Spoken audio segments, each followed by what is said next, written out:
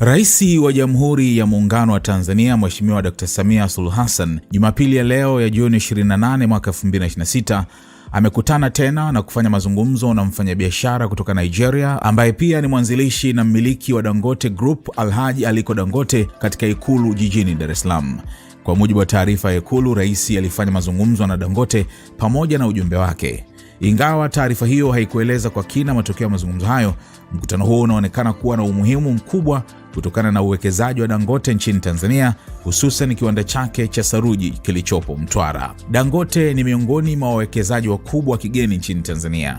Kiwanda chake cha saruji kimekuwa kikichangia katika biashara, ajira na ukuaji wa sekta ya ujenzi, hivyo kuifanya kampuni yake kuwa sehemu muhimu ya safari ya Tanzania kuelekea uchumi wa viwanda. Mkutano huo pia unakuja katika kipindi ambacho mjadala wa kikanda kuhusu mpango wa Dangote kujenga kiwanda kikubwa cha kusafisha mafuta Afrika Mashariki umeendelea kuvuta hisia. Mradi huo unakadiriwa kugharimu kati ya dola bilioni 15 hadi 17 za Marekani. Mradi huo umepewa uzito mkubwa kwa sababu Afrika Mashariki bado inaagiza karibu mafuta yote yaliyosafishwa kutoka nje ya eneo hili, jambo linalofanya ukanda huu kuwa hatarini zaidi pale bei ya mafuta inapopanda au kunapotokea misukosuko katika njia za usafirishaji duniani. Awali Tanzania ilitajwa kama moja ya maeneo yanayoweza kupewa kipaumbele katika mradi huo, hasa Tanga, kutokana na nafasi yake ya kimkakati na uhusiano wake na mradi wa bomba la mafuta ghafi la Afrika Mashariki linalounganisha maeneo ya mafuta ya Hoima nchini Uganda na bandari ya Chongoleani mkoani Tanga. Hata hivyo, mjadala wa mradi huo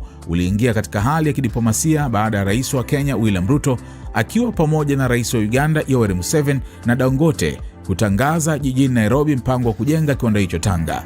Baadaye Rais Samia alieleza hadharani kuwa hakuwa ameshirikishwa kabla tangazo hilo kutolewa, jambo lilozua maswali kuhusu namna mradi huo ulivyowasilishwa.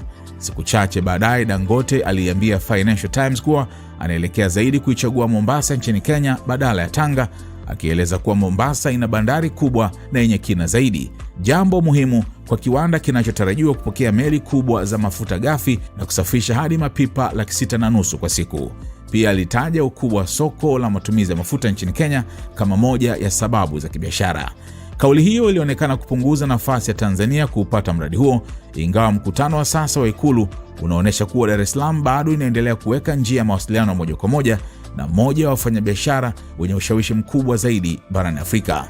Kwa Tanzania, mkutano huu unaweza kutazamwa kama sehemu ya juhudi za kulinda uwekezaji uliopo, huku pia ikiendelea kuweka milango wazi kwa fursa mpya za uwekezaji katika nishati na viwanda. Kinachosubiriwa sasa ni kuona kama Tanga bado inaweza kubaki katika mazungumzo ya mradi huo au kama miundombinu ya bandari ya Mombasa itaipa Kenya nafasi kubwa zaidi. Hata hivyo, kilicho wazi ni kwamba uamuzi wa Dangote kuhusu mradi huo utakuwa na athari kubwa kwa usalama wa mafuta, maendeleo ya viwanda na ushindani wa kiuchumi katika ukanda wa Afrika Mashariki.